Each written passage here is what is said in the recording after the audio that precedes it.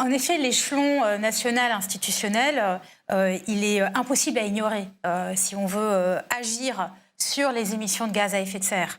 Mais toute la difficulté, enfin l'énorme difficulté politique dans laquelle on est, c'est que précisément les personnes qui sont aux manettes de ces lieux de décision, que ce soit le gouvernement, que ce soit au Parlement et que ce soit peut-être au niveau régional, et les grandes sociétés du CAC 40, parce que c'est évidemment une discussion qui concerne hyper fortement notre tissu économique, comme on dit.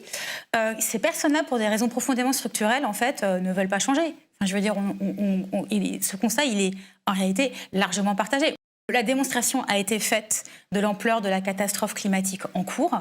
On en a des exemples nouveaux tous les jours quasiment. L'Amazonie qui devient émettrice de CO2, dans sa partie brésilienne, une concentration de CO2 dans l'atmosphère historique. Enfin, on est à mi-chemin du doublement de la quantité de CO2 dans l'atmosphère depuis la révolution industrielle. Donc, bref, il y a une catastrophe en cours et c'est toute un peu la tragédie de la situation, du décalage entre la catastrophe en cours, qui est massive et qui est connue, et l'inertie continuelle de ces pouvoirs. Et c'est pourquoi il me semble que autant on ne peut pas faire l'impasse sur l'échelon national, autant on ne peut pas du tout se limiter à ça.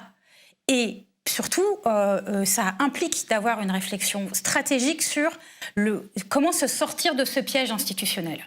Et ce piège institutionnel, c'est ça, c'est épuiser en fait les mouvements dans la réaction nécessaire, légitime, et le travail de critique que les mouvements climat ont fait de la loi climat est hyper important. Donc ça, il fallait le faire. Enfin, mais c'est une telle déperdition de temps et d'énergie par rapport à la gravité des enjeux qu'il me semble qu'il faut, aujourd'hui qu'on a la veille d'une élection présidentielle, où on va parler que de présidence de la République et de réformes législatives, soit, je ne sais pas s'il faut changer de braquet, mais en tout cas, avoir des dispositifs opérants pour repolitiser cette question climatique.